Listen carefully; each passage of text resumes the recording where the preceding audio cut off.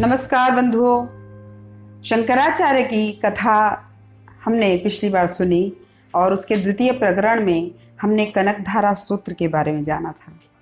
उस कथा को आगे बढ़ाते हुए आइए आज जाने एक और विलक्षण कथा के बारे में। शंकराचार्य छोटे से बच्चे थे और लगभग 8 वर्ष के हो गए थे। गुरुकुल से अध्ययन करके वे घर आ गए थे और उनकी माँ अब बूढ़ी हो चली थी। पिता तो थे नहीं, इसलिए माँ का एकमात्र सहारा बालक शंकर थे। उनके घर के पास में एक नदी बहती थी। नदी का नाम था आलवाई नदी और आलवाई नदी इतनी दूर पड़ती थी कि घर से काफी दूर तक पैदल जाना पड़ता था। माँ उसमें जाकर स्नान करती थी और फिर लौट कर आती थी। बहुत अधिक परिश्रम लगता था क्योंकि वृद्धावस्था का शरीर था।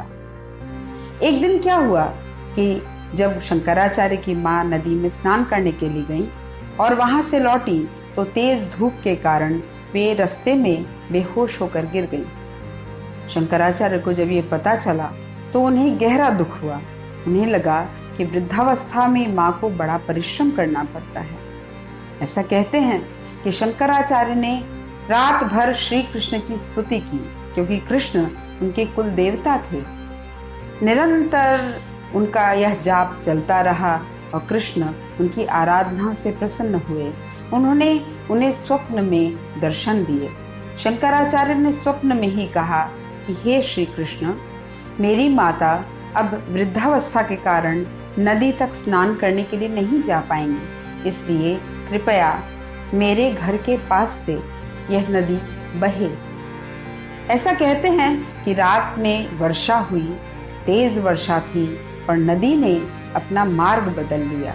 सुबह जब शंकराचार्य उठे तो नदी बिल्कुल उनके घर के पास से होकर बह रही थी और वे समझ गए कि ये उनके कुल देवता श्री कृष्ण की कृपा है, जिसके कारण अब उनकी माँ को परिश्रम करके नदी तक दूर पैदल चलकर नहीं जाना पड़ेगा और अब वे घर के पास ही नदी में जाकर स्नान कर पाएंगे। यह अद्भुत घटना हमें यह संदेश देती है कि शंकराचार्य किस सीमा तक मातृभक्त थे और मातृभक्ति के साथ साथ उन्हें अपने इष्ट श्री कृष्ण के प्रति कितनी गहरी आस्था थी कि देव रूप में वे उनसे प्रसन्न हुए। ये चमत्कारी घटनाएं हैं। यद्यपि आज के युग में सभी इन पर भरोसा नहीं करते, परंतु यदि लगन हो, यदि सच्ची लगन हो, यदि आत्मा के साथ परमात्मा का सच्चा योग हो तो अद्भुत घटनाएं घटती हैं।